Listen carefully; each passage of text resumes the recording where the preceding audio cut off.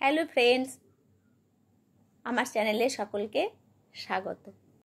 আজকের রেসিপি জিভে জল আনা কাঁচা আমের প্লাস্টিক চাটনি। খেতে অত্যন্ত সুস্বাদু। অনুষ্ঠান বাড়িতে আমরা এই ধরনের প্লাস্টিকের চাটনি খেয়ে থাকি। প্লাস্টিকের চাটনি করার জন্য আমি কাঁচা আম নিয়েছি 500 গ্রাম, আর তাকে এই সাইজ মতো করে আমি কেটে নিয়েছি। আর আমটা খুব ভালো করে ছাড়িয়ে নিতে হবে, আর এরকম পিস পিস করে কেটে নিতে হবে, তাহলেই এই সাইজটা হয়ে যাবে। এবার আমি একটা কড়াই বসিয়ে দিয়েছি। 500 গ্রাম আমের জন্য আমি নিয়েছি 400 গ্রাম চিনি আর 2 কাপ জল। এবার জলটা মোটামুটি যখন ফুটে আসবে তখন আমি দিয়ে দেব 1 টেবিল চামচ মতো মৌরি। এতে স্বাদটাও খুব বাড়াবে আর খুব খেতেও ভালো লাগবে, গন্ধটাও খুব সুন্দর হবে। এবার মৌরিটাকে জলের সাথে আমি মিশিয়ে দিলাম। জলটা তো খুব ভালো ফুটে গেছে। এই জলে আমি চিনি দেওয়া হয়ে গেছে। দেখবেন এটা খেতে খুবই টেস্টি হয় এই চাটনিটা। এবার আমি দিয়ে দেব পরিমাণ মতো লবণ। আপনারা কিন্তু আম হিসাবে লবণটা দেবেন, যেমন আম টক হবে তার উপরে নুনটা নির্ভর করছে। ব্যাস, নুনটাকে আমি ভালো করে চিনি জলের সাথে মিশিয়ে নিলাম। এবার আমার দেওয়ার পালা হলো কাজু আর কিশমিশ।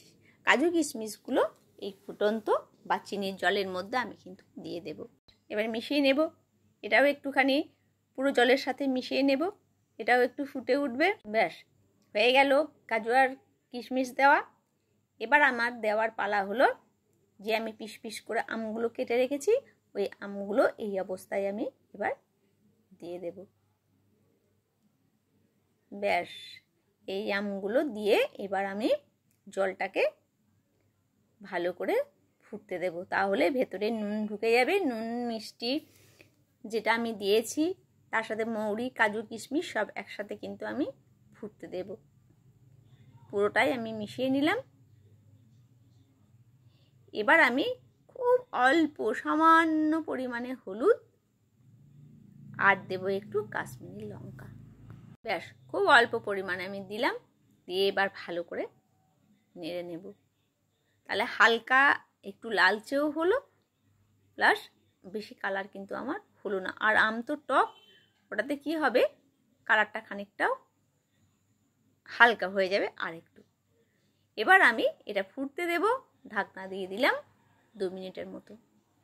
ঢাকনা খুলে আমি দেখলাম আমগুলো কি অবস্থায় আছে। তো মোটামুটি কিন্তু আমার দেখুন প্লাস্টিকের মতো কিন্তু কালার এসে গেছে অনেকটা আমে। আর কিছু আমের এখনো আসেনি, সেই জন্য আর একটু ফুটতে দেব। আর যে চিনির সেরাটা ওটা একটু তো ডিপ হবে, তারপরে নামাবো। তো দেখুন আমার প্লাস্টিকের মতো কিন্তু কালার এসে গেছে। এবার এইভাবে আর একটুখানি তো আমি নেড়ে দিলাম, দিয়ে আবার আমি ঢাকা দিয়ে দেব। তো আর একটু হতে দেব, আর ঝোলটা আর একটু গাঢ় হবে, তখন কিন্তু আমি নামাবো।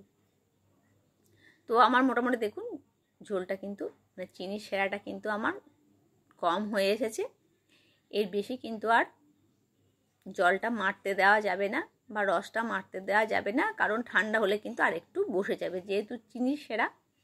তো আমার মোটামুটি কিন্তু হয়ে গেছে।